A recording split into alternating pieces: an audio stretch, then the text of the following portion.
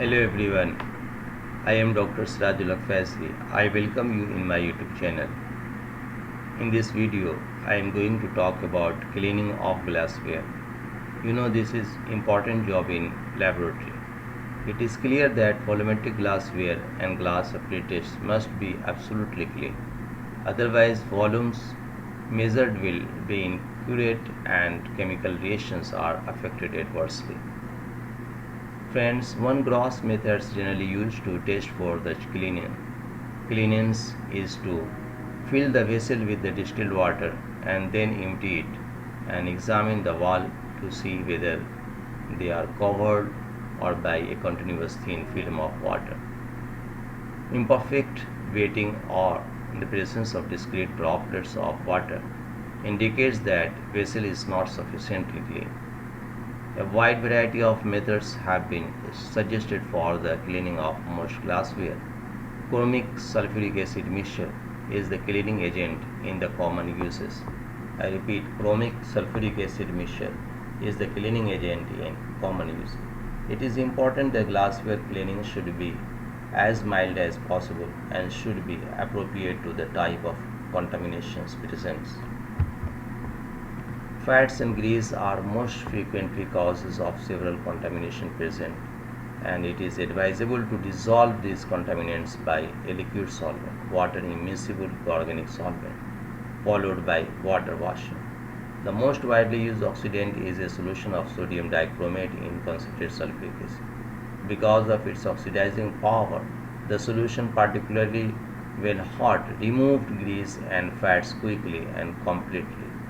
Cleaning solution as a mixture is not a general solvent for cleaning all the apparatus but only for cleaning borosilicate glassware, include volumetric ware.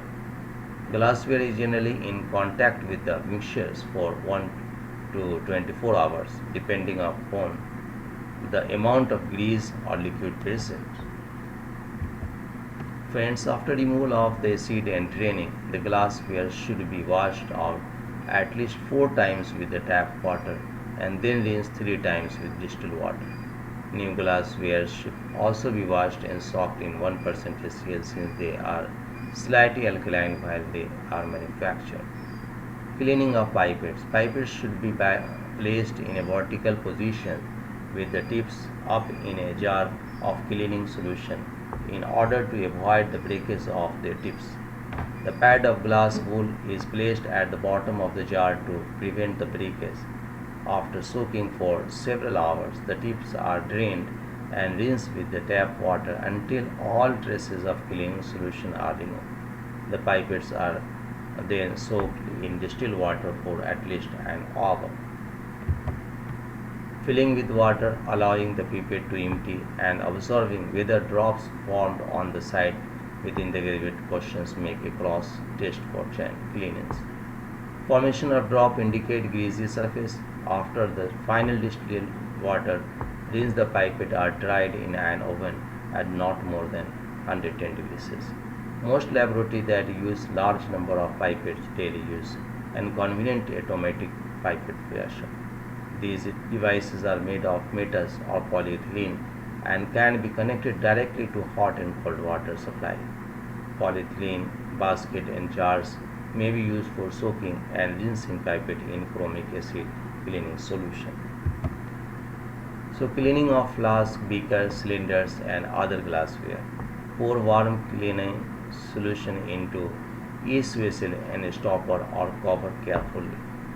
Friend, each vessel should be manipulated so that all portions of the wall are repeatedly brought into contact with the solution. And this process should be followed for at least 5 minutes. The cleaning solution can be poured from one vessel to another and then returned to its original container. The vessel should then be rinsed repeatedly with tap water 4 times and finally rinsed 3 times with distilled water. It is important that the neck of the volumetric flask above the graduation mark be clean because when the solutions are diluted in the flask, drops of water may adhere to an unclear wall and may invalidate the measurement of volume. Now friend, plastic ware. Plastic ware are usually manufactured from polymers of polyethylene and polypropylene in Teflon. So friends, hope this video will be helpful to you.